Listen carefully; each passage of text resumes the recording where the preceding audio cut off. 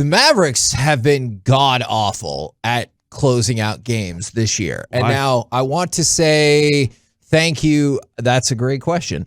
Why? I want to say thank you to our very own former Sean Hudgens, who, by the way, give them a shout. They're about to have a baby. He posted the net clutch ratings for the Mavericks in the last 4 years. So are they good? Well, I'll let you make that determination, Corey. Or the other team. So 2018, 2019, 4 years ago, minus 6.7 in the clutch, 24th in the league. But don't worry, they improved their spot the next couple of years. Well, the next year, minus 10.4, which was somehow better at 23rd. The next year, minus 6.3, 22nd in the league. This year, minus 27.8, which is 30th in the league. And so to answer your question. Wait, how many teams are in the league? 63? That is, no! Oh. No! 30, how many? There are 30! Oh, no, 30 teams. We are the worst! Is this kind of like America has 50 states, but also Puerto Rico? No, 30 if you count, sure. Virgin Islands. If you count, okay, fine. If you count the G League Canada as your territories, I guess, for lack of a better description, I'll have to look into their net clutch ratings, but I bet they're not as bad as these are. Oh, no. We are the worst in the league at this. And this is a problem that existed before Luka, because the year before Luka was gone, Luka was here, I told you they were minus 27.8. The year before Luka got here, they were minus 27.9. So you're right back where you started. So this is a very bad free throw shooting team late in games. I think if you've been watching the Mavericks, let's just say since the Luka era, Luka struggles to make free throws late. In a weird way, Seth Curry struggled to make free throws late. Tim Hardaway Jr. is about a 50% free throw shooter with a minute or 2 minutes to go in a game. It's right. Tim Hardaway Jr. is a great shooter. Curry's a great shooter. Luka's obviously an inconsistent shooter, but like the guys that you would think going to the line the most to try to close out games or guys you'd want to go, they struggle at free throws. That's one.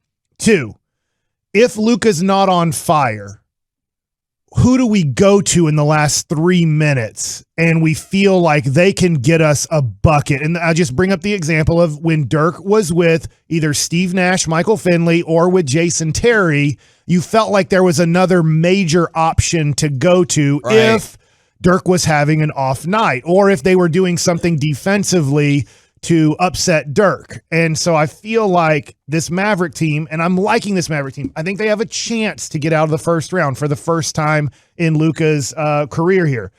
But I feel like if Luka's not on fire late in the game, who do you give the ball to and say, go win it for us? Do you have any optimism that, and I know it would be for entirely different reasons, but do you have any optimism that perhaps Luka with the ball will have ability to dish off to Bertans and he can make people hurt from outside, or that our guest tomorrow, Dinwiddie, could be the person that could take some of the slack in really those last hoping 5 minutes? Dinwiddie can, I think, and I'm hoping he can.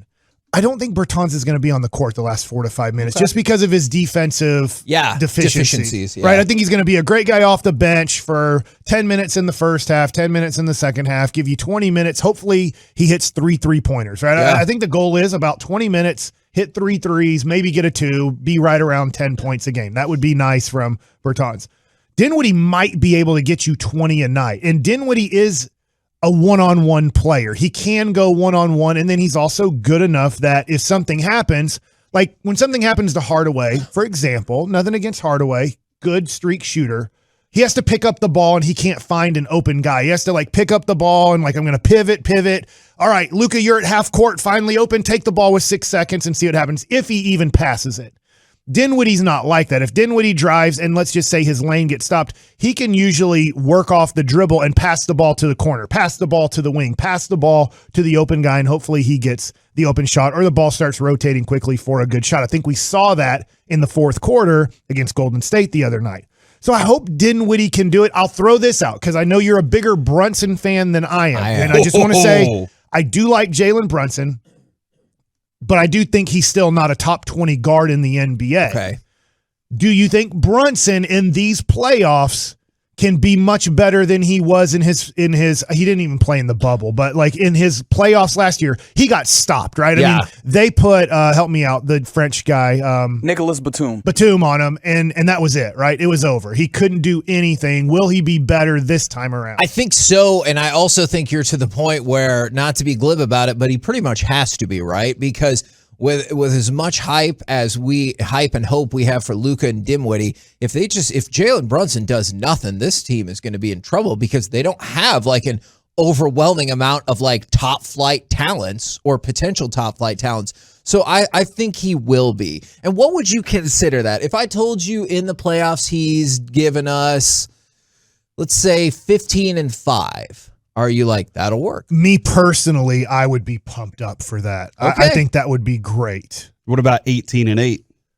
I mean, I would assume 20-12. Well, let me ask you this: the higher the numbers go, the more okay. pumped. All right, well, I'll throw it another direction, Corey. Okay. And I know that you have to know a lot of NBA salaries here, and I found out through Twitter most people don't know NBA salaries. Yes, is if you give Jalen Brunson, let's just say $21 million a year in the offseason. What does he have to be for you at $21 million a year? Because right now what he's giving you is amazing. At $1-point-something million, 15 points and 5 rebounds is exceeding expectations tremendously based on salary. Once he makes $21 million a year, what do those numbers have to be to say that's what we're paying for right there? And comparable guards in that range are Gary Harris, Fred VanVleet, and Malcolm Brogdon. Thank you. That's very good information right there. Are we talking then Corey's 18-8? And Mike Conley.